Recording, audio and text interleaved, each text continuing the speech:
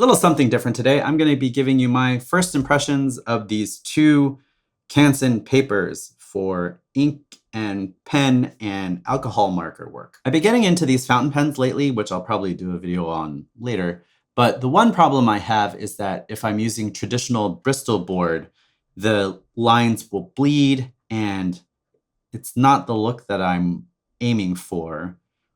So I wanted to try to find some paper that'll hold the ink a little bit better so I can do like some commissions or illustrations and put them up on my shop or bring them to conventions, that sort of thing. So I came across these two suckers at Michael's. None of this is sponsored, by the way, but I came across these two types of papers and I thought I'd give them a go. Let me show you what I'm using for these illustrations. This is a Pilot Prera fountain pen. The nib is flexible. This is the medium size. This is the fine size. I got these off of Jet Pens. They're a little pricey, but they were exactly what I was looking for. I bought a cheaper fountain pen from the art store and it just didn't give me the line quality that I was looking for. So Jet Pens to the rescue. I've loaded them with the Platinum Carbon ink. It's a waterproof ink. It doesn't bleed when you use the alcohol markers, so that's a big bonus. And for the ink marker, I'm not using anything fancy like a Copic, just this Artist Loft thing that I got at Michael's once again. This is the number 3 neutral gray, one of my faves. The one in blue is intended for mixed media. It's got a medium grain and the paper weight is 98 pounds or 160 grams. That just means it's a little bit thicker than like copy paper or printer paper. The one on the right over here is intended for pen and ink. It's got an ultra smooth, bright white texture. The paper weight is 80 pounds or 118 grams. Both are acid free. Both are 7 by 10 inches. They've got these little micro perforations along the side. So let's open them up. As you can see, I've already done a little drawing in them already. So let's rotate them a little bit. So, okay. Both papers handle the ink extremely well. There's no fraying at the edges. There's no bleeding.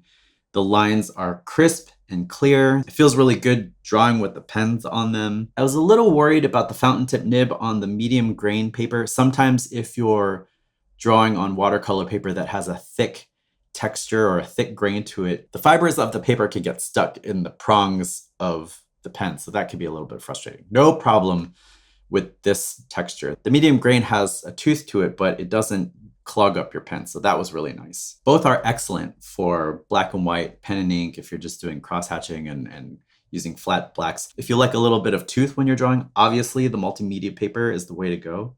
But both of them handle ink pretty much the same, I guess. I did find a difference when it came to using these alcohol markers. I found it very easy to blend and feather the edges of my strokes on this side because the alcohol ink didn't immediately seep into the grains of the paper. It just kind of sat for a little bit. So you had a little bit of time to work with it and to do some extra feathering and push it around.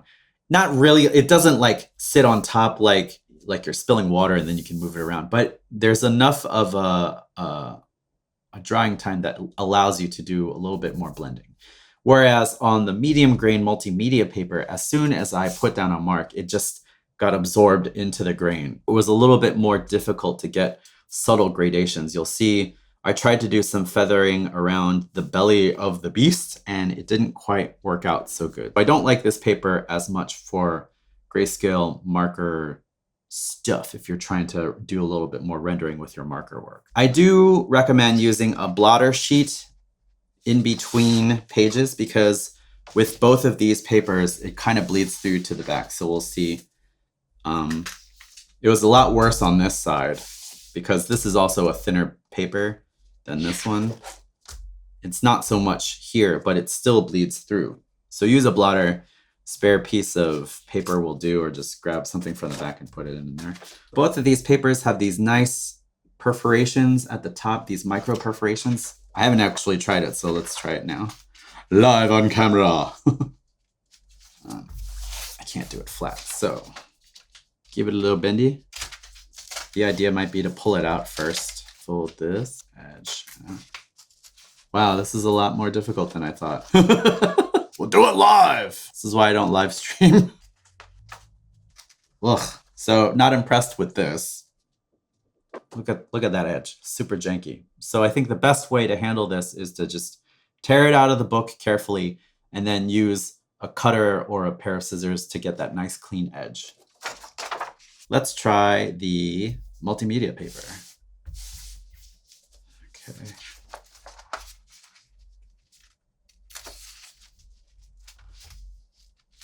Oh, this is much nicer.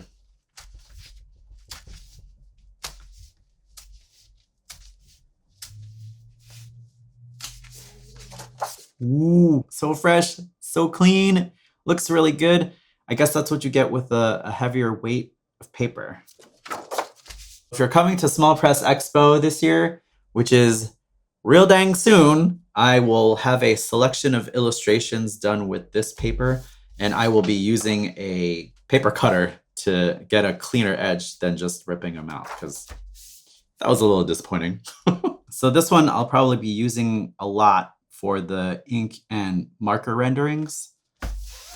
This one, I might give ink washes a try. When I was doing my comics on paper, I eventually started using ink washes to shade and do shadows and tones rather than scanning them in and then doing that electronically, because it was a lot more fun. So I'll give it a try. I'll mix up some ink washes and see how well they set on the multimedia paper. I have a feeling they'll do a lot better than the alcohol markers. Those are my first impressions with this stuff. If you have a chance to try them out, let me know how it goes. Let me know which one fits your style more than the other. I have a feeling like this stuff is perfect for like watercolor and things like that. So, but yeah, the setup is a little complicated, but if you want to see more review type things of this nature, let me know. I'm probably going to do something on these fountain pens at some point. So, but yeah, if you're going to Small Press Expo, I'll see you there. And if not, I'll see you here next time I upload a video. All right, bye.